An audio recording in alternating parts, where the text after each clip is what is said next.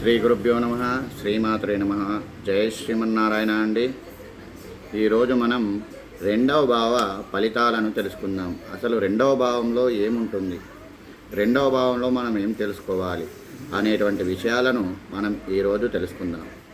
రెండవ భావం అనగానే అదిని ధనస్థానము అని అంటాం. కుటుంబము, వాక్చాతుర్యం, మాట తీరు ఎలా ఉంటుంది, స్పేసింగ్, సంపద ఎలా ఉంటుంది, మరియు రెండో భావం సూచించేటువంటి అంశాలు ధన సంపాద మరియు కుటుంబము, వాక్చాతుర్యము, సేవింగు, పొదుపు మరియు ఆహార అలవాట్లు, కుటుంబ సరఫర సాంప్రదాయాలు మరియు ముఖ కాంతి, కంటి చూపు, విలువైన వస్తువులు, బ్యాంకు బ్యాలెన్సు, ఇవి ఈ రెండవ భావము చూయిస్తూ ఉంటుంది.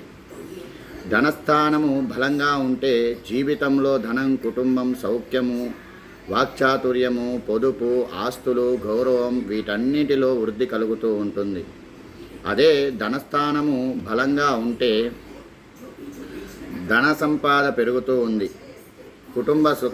కుటుంబమంతా సుఖ సంతోషాలతో ఉంటారు. మధురమైన మాటలు ఉంటాయి, పొదుపు అలవాట్లు ఉంటాయి, వ్యాపార లాభాలు ఉంటాయి, ఆస్తుల పెరుగుదల అనేటువంటిది ఉంటుంది, సమాజంలో గౌరవం ఉంటుంది, స్థిరమైనటువంటి ఆదాయము ఉంటూ ఉంటుంది.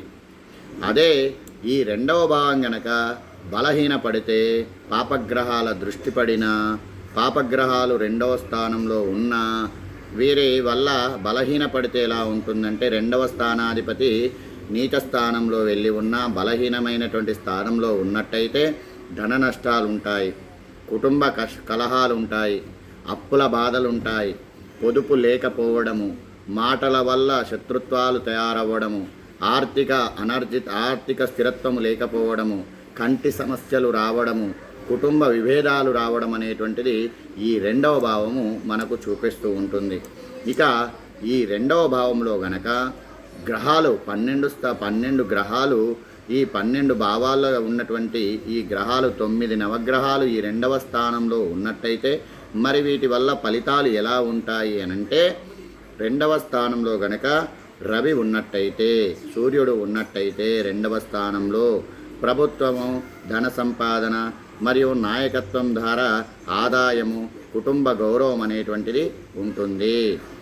ఇక రెండవ స్థానంలో గనక చంద్రుడు ఉన్నట్టయితే ధన ప్రవాహం ఉంటుంది, కుటుంబ పైన ప్రేమ, ఆహార వ్యాపారాలలో లాభాలు ఉంటూ ఉంటాయి. ఇక రెండవ స్థానంలో కుజుడున్నట్టయితే మాట కొద్దిగా కరుకుగా ఉన్న భూములు, నిర్వహణ రంగము ద్వారా ధనం, వైరవంతమైనటువంటి పెట్టుబడులు ఉంటాయి. ఈ ధనము పైన పెట్టుబడులు పెడుతూ ఉంటారు, ధనం అనేటువంటిది రావడం ఉంటుంది, మరియు భూములపైన లాభాలు కనిపిస్తూ ఉంటాయి.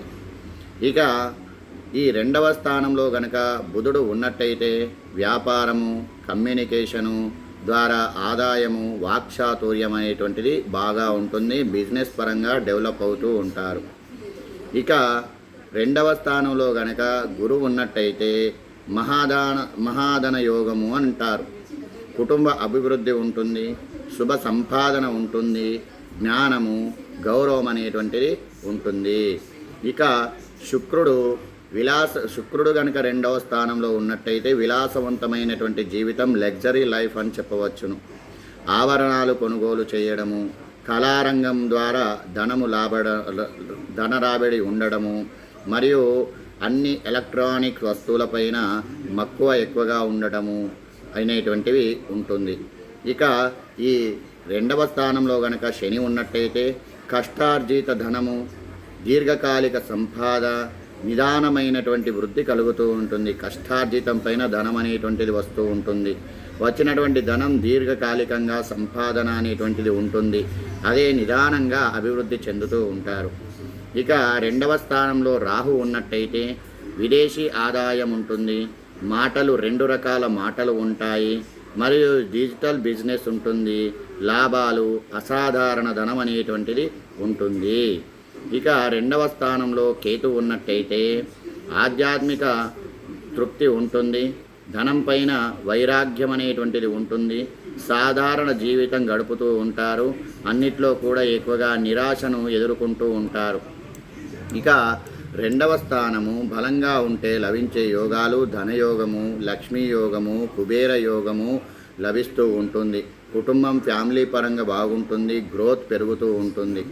ఇక ఈ లక్ష్మీనారాయణ స్వామి వీరు బలపడడానికి చేసుకోవాల్సినటువంటి ఉపాయాలు ఏమిటి అంటే లక్ష్మీనారాయణ స్వామి ఆరాధన చేయడము, గురువారము దీపం వెలిగించడము, పసుపు బెల్లము ధాన్యాలు దానం చేయడము, విష్ణు సహస్రనామ పఠనం చేయడము, పొదుపు అలవాట్లు చేసుకోవడము, మధురమైనటువంటి మాటలు మాట్లాడము, కుటుంబ పెద్దలను గౌరవించడం అనేటువంటిది చేసుకుంటే వీరికి ఈ రెండవ స్థానం అనేటువంటిది బలపడి వీరికి కష్టాలు రాకుండా ఆధారపడుతూ ఉంటుంది.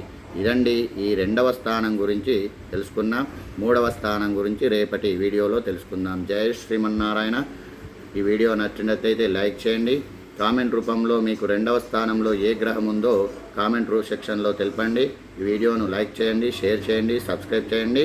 మీ మిత్రులకు అందరికీ షేర్ చేస్తూ ఉండండి. నన్ను ఆరాధిస్తున్న మీ అందరికీ కూడా కృతజ్ఞతలు. జై శ్రీమన్నారాయణ.